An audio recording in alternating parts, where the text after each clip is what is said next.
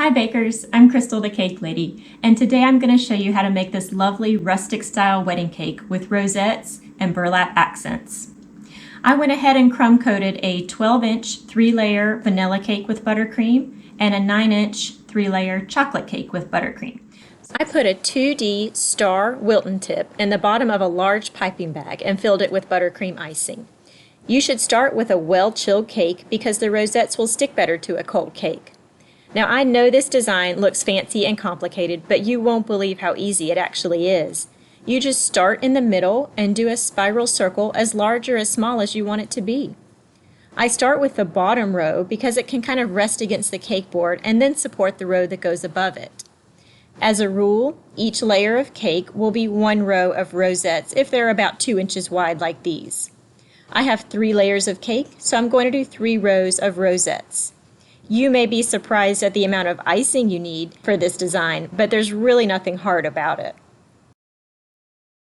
Since I needed a little more height for my top row of rosettes, I decided to pipe the rosettes on the top of the cake so it would be a little taller and then pipe my final row on the outside.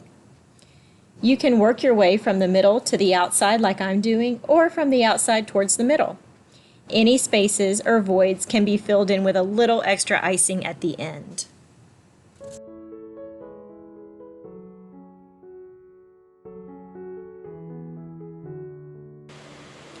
Once I finish the final row, I'll pop this in the fridge to firm up while I work on the top layer.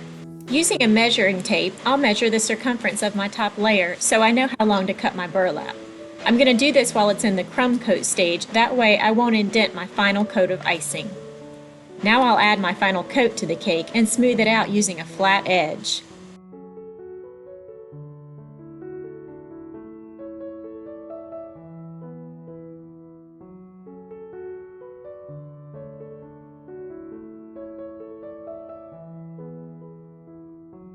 I'll pop this into the fridge while I prepare my burlap and decorations.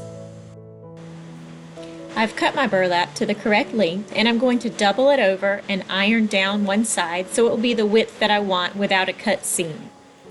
Then I'll hot glue some plastic wrap strips to the burlap that will go against the cake so that it won't leave little fibers on the cake.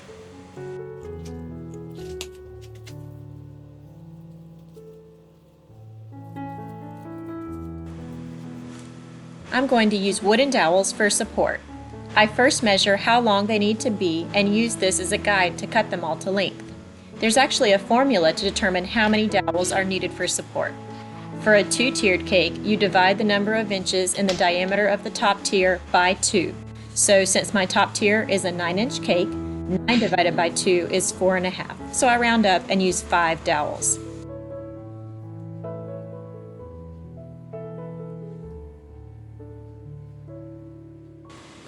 I'll put a taller rod right in the middle. I want this to extend about halfway up the tier that's going to go on top so it will support the cake during transport. I had to cut a hole in the center of the board that supports the top tier before putting the cake on it. Then I line up the rod with the hole and gently drop it down on top. I carefully add the prepared burlap and measure how much space I have to put the fondant initial. I've cut a circle the appropriate size and chose a font that I like, so I'm going to use this white Americolor gel coloring to paint the initial D.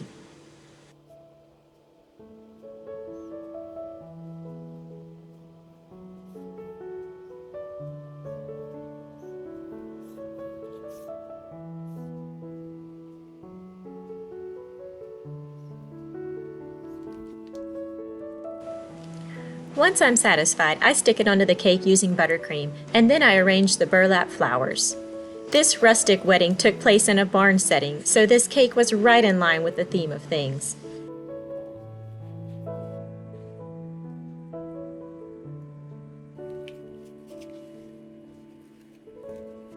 I hope you enjoyed this video. If you did, how about giving it a thumbs up and hitting the subscribe button? Thanks so much for watching, and until next time, happy baking!